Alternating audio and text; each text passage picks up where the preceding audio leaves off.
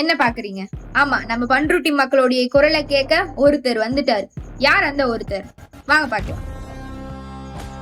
பண்ருட்டி மக்களுடைய கோரிக்கை எல்லாம் வெறும் கனவா போயிருமோன்னு சொல்லிட்டு நினைச்சிட்டு இருந்த நேரத்துல அந்த கனவை நான் நிஜமா மாத்திரன்னு சொல்லிட்டு வந்தவர் தான் நம்ம பாஜகவனுடைய மாநில செயலாளர், தமிழ் ஏஐயோடைய நிறுவனர், மூத்த வழக்கறிஞர், அது மட்டும் இல்லாம வரப்போற சட்டமன்ற தேர்தலுடைய பண்ருட்டி வேட்பாளரும் நம்ம அண்ணா அஸ்வத்தாமன் அவர்கள் தான்.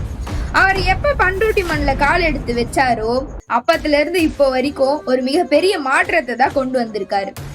ஒரே ஒரு போன் கால் மூலியமா மாண்புமிகு மத்திய ரயில்வே துறை அமைச்சரிடம் ஒரு கோரிக்கை ஒண்ணு வைக்கிறாரு.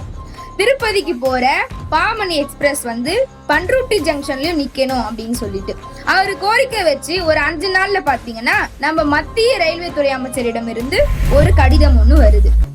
அந்த கடிதத்துல பாத்தீங்கன்னா அவங்களுடைய கோரிக்கை ஏற்கப்பட்டது அப்படின்னு சொல்லிட்டு இருக்கு. அது ஒரு 3 நாள்ல பாத்தீங்கன்னா நம்ம திருப்பதிக்கு போற அந்த பாமணி எக்ஸ்பிரஸ் பண்ருட்டி ஜங்ஷன்லயும் நின்னுதான் செல்லுது. எவ்வளவு பெரிய ஆச்சரியமான விஷயம் இல்ல? இது சாதனை கிடையாது, மக்களுக்காக நின்ற ஒரு மனிதருடைய வெற்றி. நன்றி.